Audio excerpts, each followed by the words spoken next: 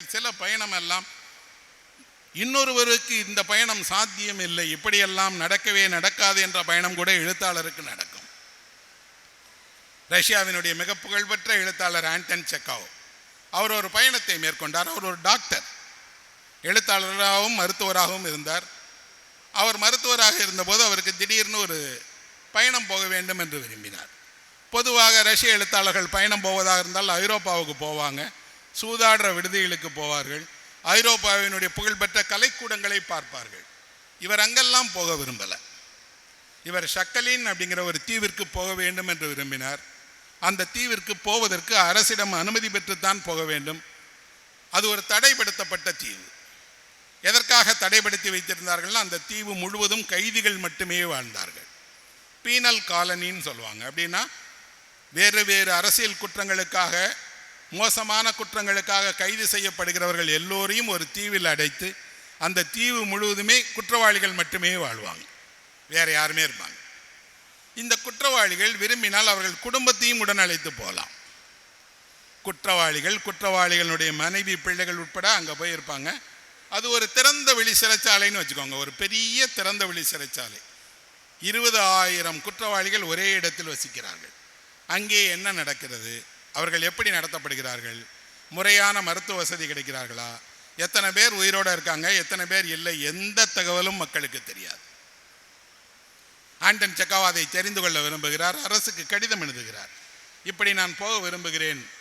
அரசு என்ன நினைக்குதுன்னா, இவர் பத்திரிகையாளராக இருந்து போய் பார்த்து தேவையில்லாத பிரச்சனை உண்டு பண்ணிட்டான்னா அனுமதி இல்லை என்ற போது இவர் சொல்கிறார், நான் ஒரு ஆய்வு செய்ய போகிறேன், மருத்துவ படிப்பிற்கான ஆய்வு. அது அங்கே இருக்கக்கூடியவர்களுடைய ஆரோக்கியம் குறித்த ஆய்வை மேற்கொண்டு என்னென்ன மருத்துவ உதவி செய்யலாம் என்பதற்கான மருத்துவ ஆய்வு தான்.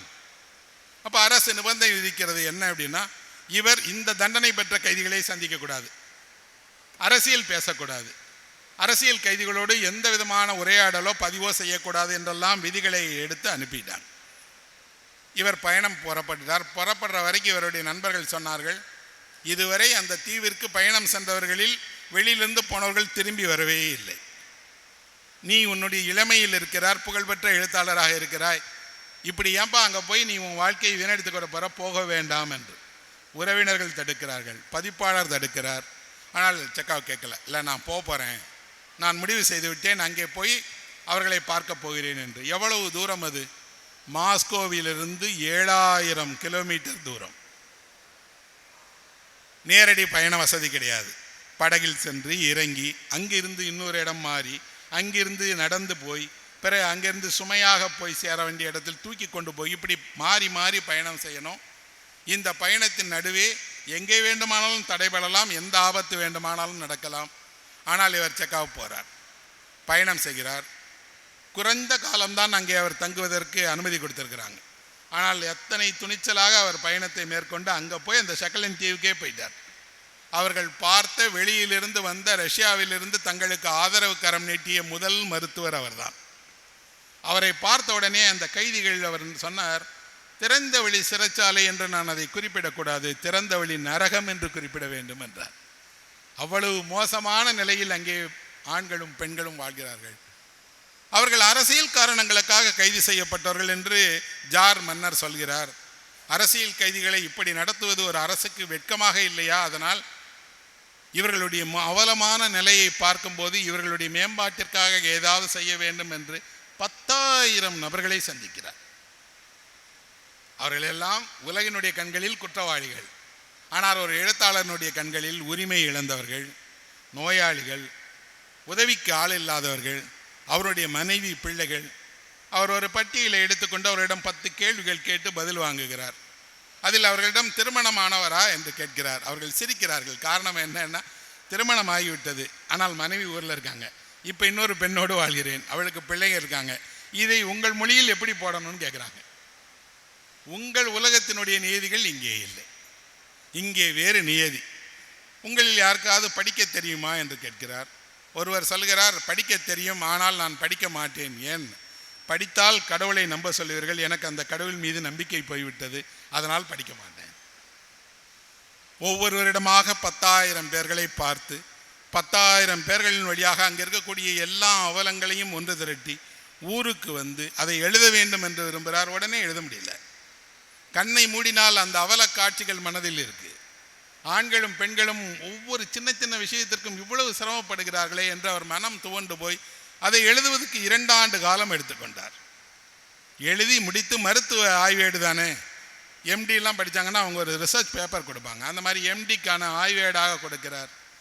மருத்துவத்துறை அதை படித்துவிட்டு இதில் மருத்துவம் சார்ந்த எந்த விஷயமும் இல்லை என்று நிராகரித்து விட்டதோடு அவர்கள் சொன்னார்கள், ஒரு மருத்துவர் ஒருபோதும் சமூகத்திற்கு மருத்துவம் பார்ப்பவராக இருக்கக்கூடாது. அவர் ஆரோக்கியத்தை மட்டும் வகுக்கிற மருத்துவராக இருக்க வேண்டுமே தவிர அவர் சமூக மருத்துவராக ஒரு சமூகத்தை மாற்ற வேண்டும் என்றெல்லாம் நினைக்கக்கூடாது. ஒருவேளை நீங்கள் இதை தொடர்வீர்களானால் சக்கலினுடைய நிரந்தர உறுப்பினராக நீங்களும் இருக்க வேண்டியது வரும். வெளியிட்டார், புத்தகமாக எழுதினார், வெளியிட்டார். அவருடைய வாழ்நாளில் அது எந்த சட்டமும் ஆகவில்லை. ஆனால் அவர் வாழ்நாளுக்கு பின்னால் அவருடைய எல்லா பரிந்துரைகளும் ஏற்கப்பட்டது. இன்றைக்கு அதே ஷக்கலின் தீவு இருக்கிறது, அங்கே வசிப்பவர்கள் இருக்கிறார்கள், அங்கே செக்காவிற்கு ஒரு சிலையும் இருக்கிறது நண்பர்களே. அவருடைய நினைவகம் வைத்திருக்கிறார்கள்.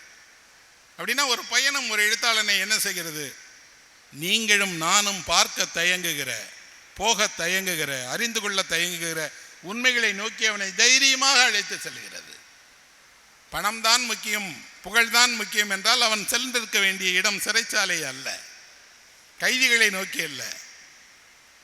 அவர்களை உலகம் வெறுக்கிறது என்றால் அவர்களும் மனிதர்கள் தானே. அவர்கள் என்ன தவறு செய்தார்கள், எந்த தவறு அவர்களை இந்த நிலைக்கு கொண்டு வந்தது, அவர்களுக்கு மீட்சி கிடையாதா என்று சக மனிதனின் மீது முழுமையான அன்பு கொண்ட ஒருவனால் தான் அப்படி ஒரு பயணத்தை மேற்கொள்ள முடியும். அதை புத்தகமாக்க முடியும், எழுத்தில் கொண்டு வர முடியும். கொண்டு வந்ததோடு ஒரு மாற்றத்தை உருவாக்கி அந்த மாற்றம் இன்றைக்கு நடைமுறைக்கு வந்துவிட்டது. அந்த ஷக்கலின் தீவு இன்று சுதந்திரமான ஒரு தீவு. இப்போ அங்கே தண்டனை கைதிகள் இல்லை. ஒரு பகுதியை ஜப்பானும் ஒரு பகுதியை ரஷ்யாவும் ஆளுகிறார்கள். நீங்கள் நேரம் இருந்தால் இந்த ஷக்கலின் தீவை பற்றி இணையத்திலேயே திரைப்படம் கூட இருக்கிறது, ஆவணப்படம் இருக்கிறது, பாருங்கள். அப்போ ஒரு எழுத்தாளருடைய பயணம் என்ன செய்யும் என்பதற்கு இந்த செக்காவையே ஒரு நல்ல உதாரணமாக சொல்லலாம். நான் என்னுடைய 16-17 வயதுகளில் பயணம் செய்யும் போது இந்தியாவை வரைபடத்தில் தான் பார்த்திருந்தேன். ஆனால் நேரில் பார்க்க தொடங்கிய பிறகுதான் தெரிந்தது, வாழ்நாளெல்லாம் பயணம் செய்தாலும் பார்த்தறிய முடியாத ஒரு தேசத்தில் வாழ்கிறேன். இந்தியா என்பது நீங்கள் பார்க்கிற சாதாரண நாடு இல்லை நண்பர்களே. நீங்கள் இங்கு இருந்து 7 நாட்கள் அந்த முனை வரை சென்றால் கூட நீங்கள் இந்தியாவை ஒரு குறுக்காக தான் பார்த்திருப்பீர்கள். இந்தியா முழுவதையும் பார்த்த ஒரு மனிதன் கூட இந்தியாவில் கிடையாது. எந்த மன்னராலும் இந்தியா ஒரே நேரத்தில் முழுமையாக ஆளப்பட்ட நிலமும் அல்ல. ஏனென்றால் இந்தியாவில் எல்லாமும் இருக்கிறது. கலைகளா, இந்தியாவில் கலையினுடைய மிகச்சிறந்த இடங்கள் இருக்கிறது. சிற்ப வேலைப்பாடுகளா, அதற்கு புகழ்பெற்ற இடங்கள் இருக்கிறது. இயற்கை காட்சிகளா, எண்ணிக்கையற்ற பேராறுகள், மலைகள், இயற்கை காட்சிகள் இந்தியாவில் இருக்கு. எல்லாம் தாண்டி இந்தியாவினுடைய இன்னொரு சிறப்பம்சம், எங்கு போனாலும் உங்களை வரவேற்க ஒரு இதயமும் திறந்தே இருக்கிறது. உங்களுக்குத்தான் பயம், நீங்கள் அங்கே போனால் அவர்கள் மோசமாக நடத்துவார்கள், மொழி தெரியாது, நம்மை விரோதியா, அப்படியெல்லாம் நான் என் பயணத்தில் உணரவே இல்லை. இல்லாதவர்களாக இருப்பார்கள், ஆனால் கொடுப்பதற்கு அவர்களிடம் மனது இருக்கிறது. இருப்பதை பகிர்ந்து தரக்கு உடனே கொடுப்பார்கள். எல்லாம் தாண்டி இந்தியாவில் இன்னொரு சிறப்பு இருக்கிறது. எங்கு போனாலும் உணவிற்கு இலவசமாக உணவு தருகிற உணவு சாலைகள் நிறையவே இருக்கு. நீங்கள் எந்த குருத்வாராவிற்கும் போய் எந்த சமயத்தை சேர்ந்தவராக இருந்தாலும் உணவு சாப்பிடலாம், எழுப்ப மாட்டாங்க. நீங்கள் யார் என்று கேட்க மாட்டார்கள். இங்கே வடலூரில் நீங்கள் அமர்ந்து சாப்பிடும் போது வள்ளலாரனுடைய திருச்சபையில் யாராவது உங்களை எந்த ஊர் என்று கேட்பார்களா என்ன? கேட்கவே மாட்டாங்க. இப்படி உணவளிக்கக்கூடிய உணவு சாலைகள் இந்தியாபுரமே இருக்கு. தைரியமாக நீங்கள் பயணம் செய்யலாம். ஒரு மனிதனுக்கு இன்னொரு மனிதன் மீது இருக்கக்கூடிய பயம் என்னவென்றால், என் பொருட்களை அவன் கையாடி விடுவான், திருடி விடுவான், என்னை ஏமாற்றி விடுவான் என்று. அதே அச்சம் உங்களை பார்த்து அவனுக்கும் இருக்கும். நீங்கள் அவனை பார்த்து அச்சப்படுவது போல அவன் நினைப்பான், இவன் திருட்டு பயலாக இருந்தான்னா. ஆனால் அந்த பரஸ்பர பேச்சு, பரஸ்பர உறவு ஒரு நாளில் பழகினால் போதும். அடுத்த நாள் உங்கள் வீட்டில் ஒருவராக உங்களையும் அவர்கள் இணைத்து விடுவார்கள், உதவி செய்வார்கள். அதிலும் கூட நீங்கள் எங்காவது பயண நேரத்தில் உங்களுக்கு நோயுற்று விட்டீங்கன்னால் அப்போ தெரியும் உங்களுக்கு, உங்கள் தாய் தந்தையர் அல்ல, சகோதரர்கள் அல்ல, அவர்களே சகோதரர்களாக தாய் தந்தையாக நடத்துவார்கள். அந்த அனுபவம் எனக்கு நடந்திருக்கிறது. பயணத்தின் நடுவே நோயுற்ற போது நான் பேருந்து நிலையத்திலேயே மயங்குகிற நிலையில் இருந்தபோது யாரோ முன்பின் தெரியாதவர் மருத்துவமனைக்கு அழைத்துட்டு போய் ஃபீஸ் கட்டி மருந்து கொடுத்து பெட்டில் படுக்க வச்ச அனுபவம் உண்டு எனக்கு. அது எந்த நம்பிக்கையை உருவாக்குகிறது என்றால், இந்தியாவில் நீங்கள் எந்த மாநிலத்திற்குள்ளும் தைரியமாக செல்லலாம். உங்கள் சகோதரில் ஒருவர் அங்கே இருக்கிறார். அவர் பெயர்தான் வேறு, அவர் இனம்தான் வேறு, அவர் இருக்கிற இடம்தான் வேறு. ஆனால் உங்களை இந்த பண்பாடு ஒன்று சேர்த்து வைத்திருக்கிறது. தைரியமாக நீங்கள் செல்லலாம். இன்றைக்கு செல்கிறார்கள். இன்றைக்கு நான் பார்க்கிறேன், கல்விக்காக, வேலைக்காக எங்கிருந்தோ யார் யாரோ வருகிறார்கள். அவர்கள் வருகிறவர்களை நாம் இணக்கமாகத்தானே நடத்துகிறோம், ஒன்றாகத்தானே பழகுகிறார்கள். ஒரே தியேட்டரில் தானே சினிமா பார்க்குறோம், ஒரே ஹோட்டலில் தானே சாப்பிட்றோம். இந்தியா அப்படியெல்லாம் பிரிவினை தேசமாக மாறவே இல்லை. இது பண்பாட்டால் இணைக்கப்பட்ட தேசமாக இருப்பதால் பயணத்தின் வழியாக எங்கிருந்து எங்கே வேணாலும் போகலாம். இதே தூரத்தை இன்னொரு ஐரோப்பாவுக்கு போனால் 3 நாடுகள் இருக்கும். ஒவ்வொரு நாட்டுக்கும் தனித்தனி வீசா, ஒவ்வொரு நாட்டினுடைய என்ட்ரிலையும் உங்களை நிறுத்திடுவாங்க. ஒரு உணவு இருக்காது. அப்படி என்றால் இந்தியாவில் பயணம் செய்பவர்களுக்கு மிக அதிகமான கட்டணம் இல்லாமல் பார்ப்பதற்காகவும் அனுபவிப்பதற்காகவும் ஏராளம் இருக்கிறது. அவர்கள் அங்கிருந்து இங்கே நம்ம நோக்கி வராங்க, நம்ம இங்கிருந்து அவர்களை நோக்கி போகிறோம். அப்படி பார்க்கும் போதெல்லாம் அவர்கள் ஆச்சரியமடையக்கூடிய ஒரு விஷயம் என்ன என்றால், இவ்வளவு கலை செல்வங்களை கொண்ட ஒரு தேசம் ஏன் இன்னும் உலகினுடைய மிகப்பெரிய தேசமாக அங்கீகரிக்கப்படவில்லையே?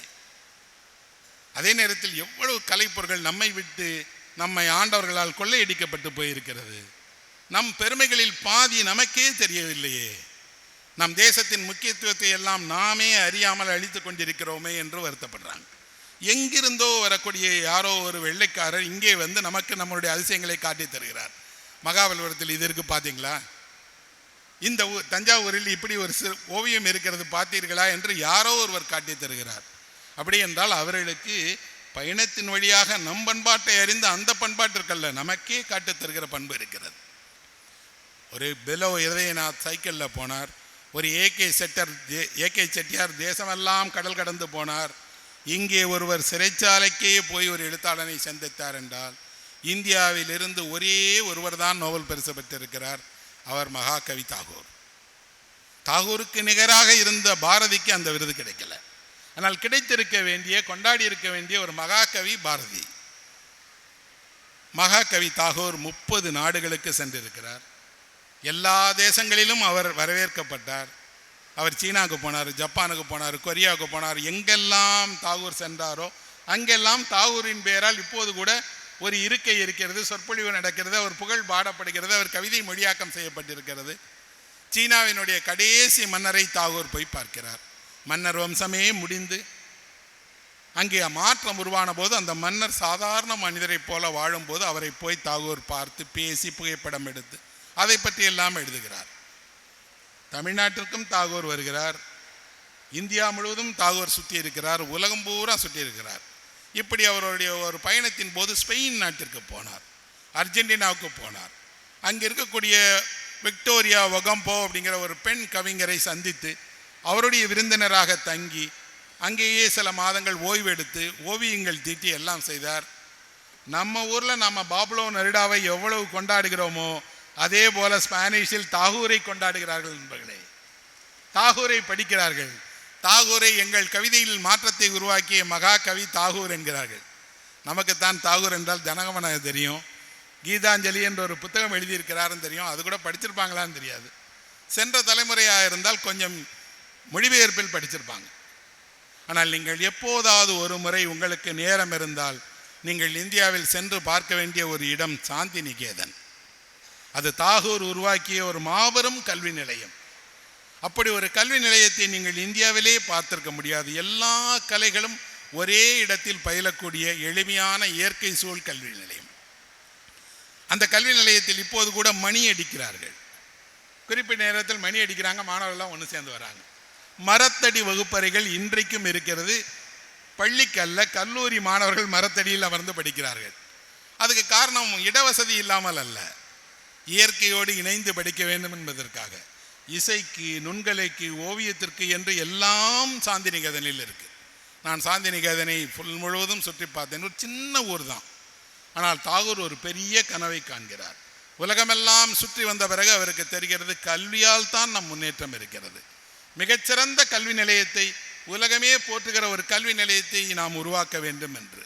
அந்த எண்ணம் எப்படி வந்தது? அவருக்கு தெரியும் உலகில் வேறு தேசங்கள் எல்லாம் கல்வி நிலையங்களை உருவாக்குவதற்கு 1000 2000 வருடங்களுக்கு முன்பாக இந்தியாவில் பல்கலைக்கழகங்களே இருந்தது. 15,000 பேர் படிக்கக்கூடிய நாலந்தா பல்கலைக்கழகம் ஆக்ஸ்போர்ட் யூனிவர்சிட்டியை விட மூத்தது. அப்படி என்றால் இந்தியா போன்ற ஒரு தேசம் கல்வியை என்றோ முன்னாடி எடுத்து போயிடுச்சு. ஆசிரியர் பணிங்கிறது ஒரு நிகரற்ற பணி என்பதற்கு என்றைக்கோ நம்மிடம் நல்ல ஆசிரியர்கள் இருந்திருக்கிறார்கள். கால மாற்றத்தில் நடந்த விஷயத்தில் நாம் கல்வியினுடைய தரத்தை இழந்து விட்டோம் என்பதால் ஒரு சர்வதேச அளவிலான கல்வியை அவர் உருவாக்க பார்க்கிறார். அப்போ தாகூருக்கு இந்த பயணங்கள் தான் அவருடைய உலக ஞானத்தை கொடுத்தது.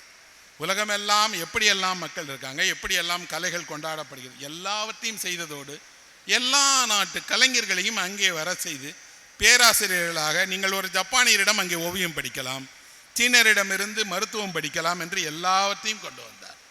இதுதான் பயணிக்கும் ஒரு சாதாரண சுற்றுலா பயணிக்கும் எழுத்தாளர் செல்வதற்குமான பெரிய வேறுபாடு.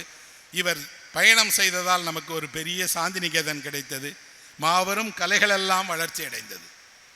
அப்போ எழுத்தாளர்கள் பயணம் செய்கிற நேரத்தில் பெரும்பான்மையான எழுத்தாளர்கள் அவர்கள் பயணத்தில் அடைந்த சிரமங்களை, துயரங்களை, அவலங்களை, புறக்கணிப்பை எல்லாம் எழுதி உங்களை அச்சப்படுத்தவில்லை. மாறாக அவர்கள் என்ன சொல்கிறாங்கன்னா, நீங்கள் போய் பாருங்கள், எத்தனை எத்தனை எத்தனை புதிய இடங்கள், புதிய வாழ்க்கை, புதிய உலகம் உங்களுக்காக காத்திருக்கிறது என்பதைத்தான் அவர்கள் அடையாளம் காட்டுறாங்க. அப்படி அடையாளம் காட்டுவதோடு உங்களை பயணம் செய்ய தூண்டுகிறார்கள். ஆனால் இவ்வளவு பயணத்திற்கு, இவ்வளவு வசதிகளுக்கு அப்புறமும் ஏன் பயணம் போக மறுக்கிறோம் என்றால், அடிப்படையில் நாம் மாறவே விரும்பாத மனிதர்களாக இருக்கிறோம்ங்கிறது தான்.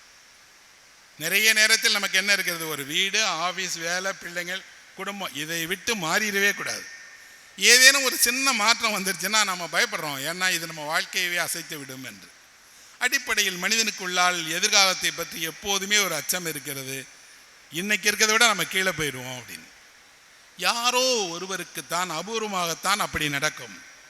நிச்சயம் உங்கள் தாத்தாவை விட, உங்கள் அப்பாவை விட நீங்கள் நன்றாகத்தான் இருக்கிறீர்கள், சிறந்த வாழ்க்கையைத்தான் வாழ்கிறீர்கள், வசதிகளை எல்லாம் அனுபவிக்கிறீர்கள் என்றால் எதிர்காலம் இன்னும் சிறப்பாகத்தான் இருக்கும்.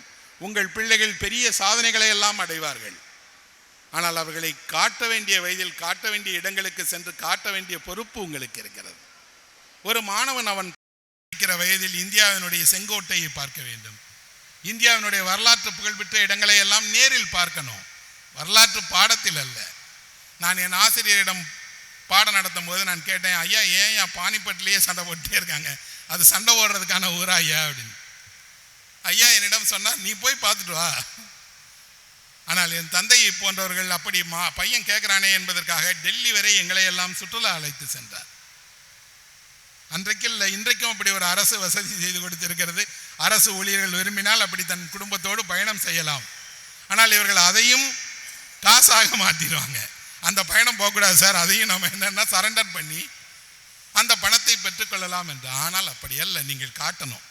உங்கள் பிள்ளைகளை அழைத்து போய் பக்கத்து மாநிலத்தை, பக்கத்து நாடுகளை, நீங்கள் எதையெல்லாம் இந்த பிள்ளைகள் தெரிந்து கொள்ள வேண்டும் என்று நினைக்கிறீர்களோ அதையெல்லாம் பார்க்க வேண்டும். ஒரு 10 வயதில் உங்கள் மகனோ மகளோ ஒரு இமயத்தை பார்த்தால் தான் அதன் உச்சியை தொட வேண்டும் என்ற ஆசை உருவாகும். இந்தியாவினுடைய பெருநதிகளை உங்கள் கண்களால் பார்த்தால் தான் தெரியும் எவ்வளவு பெரிய பெரிய பெரிய ஆறுகள் கொண்ட தேசம் இது. இந்தியாவினுடைய பாலைவனத்தில் ஒரு இரவு தங்கினால்தான் தெரியும் எவ்வளவு அழகான இயற்கையோடு நாம் இருக்கிறோம் என்று. ஆனால் அதையெல்லாம் நம்ம என்ன பண்ணுறோம் அப்படின்னா, இந்த கண்ணின் தாகம் என்று சொன்னேன் இல்லையா, அந்த கண்ணின் தாகத்திற்கு கண்ணாலேயே நாம் பதில் கொடுத்துட்டே இருக்கோம். நம்ம கையில் இருக்கக்கூடிய ஃபோனில் அப்படியே ஸ்க்ரால் பண்ணிகிட்டே இருக்கோம், காட்சிகள் மாறிட்டே இருக்கு. கண்ணின் தாகத்தை கண்ணாலே தவிர்க்க முடியாது, கால்களால் தான், நடந்துதான், பயணம் செய்துதான் அந்த மகிழ்ச்சியை நேரடியாக அனுபவிப்பதன் மூலம்தான் செல்ல முடியும். நான் போய் வந்த ஊர்கள், நான் பார்த்த இடங்கள் எல்லாம் எனக்கு கிடைத்த அனுபவம். அதே இடங்கள் என்னை விட சிறப்பாக உங்களுக்கு அனுபவம் தரக்கூடும், மேலான மகிழ்ச்சியை உங்களுக்கு தரக்கூடும். நீங்கள் செய்ய வேண்டியதெல்லாம் அந்த 2 தவளைகளைப் போல உங்கள் ஊரையே நீங்களே வியந்து பார்த்து கொண்டு உலகம் ஒன்றுமில்லை என்று சொல்லாமல் இருப்பது தான். இன்னொன்று, கொஞ்சம் திறந்த மனதோடு நீங்கள் போகிற இடத்துல எல்லாம் உங்களை எப்படி நடத்த வேண்டும் என்று விரும்புகிறீர்களோ அப்படி உங்கள் ஊருக்கு வருபவர்களை நடத்த பழகிக்கொள்ளுங்கள். உங்கள் ஊருக்கு வருகிறவர்களும் இதே சந்தேகத்தோடு வருகிறார்கள். ஒருவேளை உணவு கொடுங்கள், அவர்களுக்கு கொஞ்சம் ஆதரவு கரம் கொடுங்கள், தேவையான இடங்களிலெல்லாம் உதவி செய்யுங்கள். அவர்கள் என்ன கேட்கிறார்கள் என்றால், காசு தருகிறேன் நல்ல உணவு கொடுங்கள் என்கிறார்கள், அதில் நாம் ஏமாத்துறோம். கட்டணம் தருகிறேன் பாதுகாப்பான இடம் கொடுங்கிறாங்க, அதில் அவர்களை ஏமாத்துகிறோம்.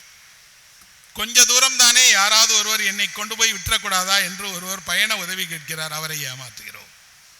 அப்படின்னா அவருக்கு என்ன அனுபவம் ஏற்படுகிறது என்றால், அங்கே போனால் அங்கே நல்லவர்களை காண்பது அபூர்வம் என்றால் அந்த இடம் எவ்வளவு சிறப்பாக இருந்தாலும் நல்ல மனிதர்கள் வசிக்கவில்லையே என்று ஒரு எண்ணம் வந்துவிடும். ஆனால் மாறாக ஒரே ஒருவருக்கு உதவி செய்தால் போதும், அவர் ஊரில் போய் சொல்லுவார், ஏப்பா நான் கேட்டேன், என்னை கொண்டு போய் கார்லேயே விட்டுட்டு வந்தாங்கப்பா, எவ்வளவு நல்ல மனிதர்கள் வாழுகிறார்கள் என்று. இடமல்ல நண்பர்களே, மனதும் மனிதனும் தான் ஒரு இடத்தை பெருமைப்படுத்துகிறான். அவன் செயல்களால் தான் அந்த நகரம் பெருமை விடுகிறது. அப்படின்னா நீங்கள் திறந்த மனதோடு முழு அன்போடு உங்கள் பயணத்தையும் மகிழ்ச்சியாக மேற்கொள்ளுங்கள். எங்கிருந்தோ பயணம் செல்பவர்களையும் இணைந்து பயணம் செய்ய வையுங்கள். வானை பாருங்கள், வானில் நடக்கக்கூடிய பறவைகள், எத்தனை புதிய பறவைகள் வந்தாலும் எந்த பறவையும் என்னிடத்தில் பறக்காதே என்று சொல்லவே சொல்லாது.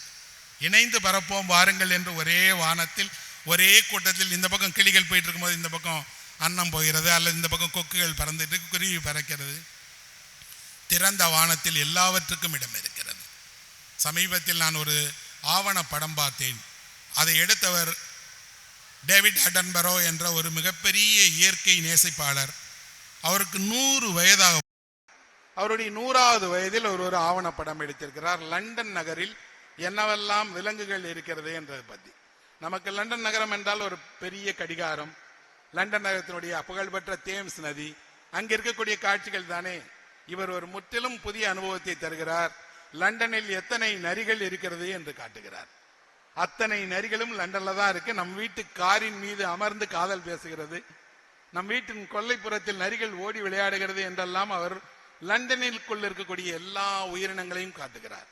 அதில் ஒரு காட்சி இருக்கிறது, மறக்கவே முடியாத காட்சி. நெருக்கடியான சாலை முழுவதும் கார்கள் நின்றிருக்கக்கூடிய ஒரு லண்டனுடைய பிரதான வீதியில் கொஞ்சம் கேமரா மேலே போனால் மேலே ஒரு பருந்து தன்னுடைய குஞ்சிற்கு பறக்க கற்றுக் கொடுத்து கொண்டிருக்கிறது. அப்படின்னா ஒரு தளத்தில் நீங்கள் வாழுகிறீர்கள், இன்னொரு தளத்தில் எல்லா இடங்களும் இணைந்து ஒரு வாழ்க்கையை மேற்கொள்ளுகிறது. நகரம் என்பது மனிதர்கள் மட்டும் வசிப்பதற்கான இடம் அல்ல, எல்லோருக்குமான இடம். இங்கே நரி இருக்கலாம், நாய் இருக்கலாம், பூனை இருக்கலாம், பறவைகள் இருக்கலாம், எல்லாம் இணைந்து ஒரு நகரத்தில் ஒரு இயற்கையின் ஒருமித்த உலகமாக வாழுகிறோம் அப்படின்னு அந்த படம் முடிகிறது. எனக்கு ரொம்ப ரொம்ப மகிழ்ச்சியாக இருந்தது. அதன் பிறகு சென்னையில் நடக்கக்கூடிய எங்கெல்லாம் பார்க்கிறோனோ வானை பார்ப்பேன், சுற்றிலும் இருக்கக்கூடிய மிருகங்களை பார்க்கிறேன், எல்லாம் இணைந்து வாழ்ந்துட்டே இருக்கிறோம். இப்பதான் கொஞ்சம் கொஞ்சமாக நாம என்ன செய்யறோம் அப்படின்னா, நம்மளுடைய சுயநலத்திற்காக நம்மை சுற்றி இருக்கக்கூடிய எல்லாவற்றையும் அழிக்கப்படுகிறோம். ஒன்றை சொல்லி என் உரையை முடிக்கிறேன். இது ஒரு ஸ்பானிய எழுத்தாளருடைய கதை. அவருடைய நாவலில் வரக்கூடிய ஒரு சிறு பகுதி. மெச்சடோ என்று அழைக்கக்கூடிய ஒரு மிக புகழ்பெற்ற எழுத்தாளர். ஒருவருடைய அறைக்குள் ஒரு வண்ணத்து பூச்சி நுழைகிறது. ஜன்னலை திறந்து வச்சிருக்காரு, வண்ணப்பூச்சி வந்துருச்சு. அது வண்ணத்து பூச்சி அறையை சுற்றி சுற்றி சுற்றி பார்க்கிறது. இது என்ன வினோதமா இருக்கு, இந்த அறையில் ஒரு மலர் இல்லை, இங்கே இயற்கை காட்சிகள் எதுவுமே இல்லை, வினோதமாக இந்த அறை இருக்கிறதே என்று அறைக்குள் சுத்தி வந்துகிட்டே இருக்கு. சுத்தி வந்துட்டு எதன் மீது அமர்வதுன்னு தெரியல. அப்படியே அமர்வதற்காக அங்கங்க பார்த்துட்டே இருக்கும்போது அந்த அறையில் ஒரு மனிதன் இருக்கிறான். அவன் ஏதோ ஒரு சோர்வுற்ற மனநிலையில் இருக்கிறான். திரும்பி பார்க்கிறான், ஜன்னல் வழியாக ஒரு பட்டாம்பூச்சி வந்துருச்சு. அவனுக்கு பிடிக்கல, இது ஏன் இந்த பட்டாம்பூச்சி வந்துச்சு, ஏதாவது ஒன்றை செய்யலாமேன்னு சொல்லி கோபத்தில் கட்டை எடுக்கிறான். இப்போ வண்ணத்து பூச்சி என்ன செஞ்சிச்சுன்னா, அவன் கட்டையில் அமரலாமே என்று நேரா பறந்து வந்து அவன் கட்டைக்கு வருது. அவன் கட்டையை உயர்த்தி பிடிக்கிறான். நம்ம நிக்கிறதுக்கு தான் கட்டையை பிடிக்கிறான் போல இருக்குன்னு அது மேல அமருகிறது. அவன் கட்டையோடு ஓங்கி பட்டாம்பூச்சியை அடிக்கிறான். பட்டாம்பூச்சி மறுநிமிடம் இறந்துருச்சு. இந்த எழுத்தாளர் எழுதுகிறார், அந்த பட்டாம்பூச்சிக்கு ஒரு உண்மை தெரியாது, கடவுள் என்று ஒருவர் எப்படி இருப்பார் என்று. இந்த அறைக்கு வந்தபோதுதான் அது தெரிந்தது, தன்னை படைத்த கடவுள் தான் அந்த அறையில் வைத்துக் கொண்டிருக்கிறார் என்று. அது கடவுளிடம் கைகொடுக்குவதற்காகத்தான் அவர் கையில் இருந்த மரக்கட்டையை தேடி வந்தது. ஆனால் இந்த கடவுள் எந்த காரணமுமே இல்லாமல் அந்த பட்டாம்பூச்சியை தன்னுடைய சொந்த சலிப்பின் காரணமாக கொன்றதை பற்றி எந்த குற்ற உணர்வும் இல்லாமல் ஜன்னலுக்கு வெளியே தூக்கி போட்டுருச்சு. உங்களை நோக்கி 1000 பட்டாம்பூச்சிகள் இப்படி பறந்து வந்துகிட்டே இருக்கு, அவற்றின் கடவுளாக நீங்கள் நடந்து கொள்ளுங்கள் அப்படின்னு சொல்றார். ஒரு எழுத்தாளரால் மட்டும்தான் நண்பர்களை இப்படியெல்லாம் யோசிக்கவும் எழுதவும் முடியும். ஆகவே எழுத்தின் பயணம் என்பது என்றும் தொடரக்கூடிய பயணம். தமிழ் இலக்கியத்தில் பாணர்கள் தொடங்கிய பயணம். தமிழினுடைய எல்லா பெருங்கவிகளும் நீண்ட பயணம் செய்தவர்கள். அந்த பயண மரபில், தமிழ் மரபில் வருகிறேன் என்ற முறையில் என்றைக்கும் தமிழையும் தமிழ் இலக்கியத்தையும் நன்றியோடு நினைவு கொள்வேன். நன்றி, வணக்கம்.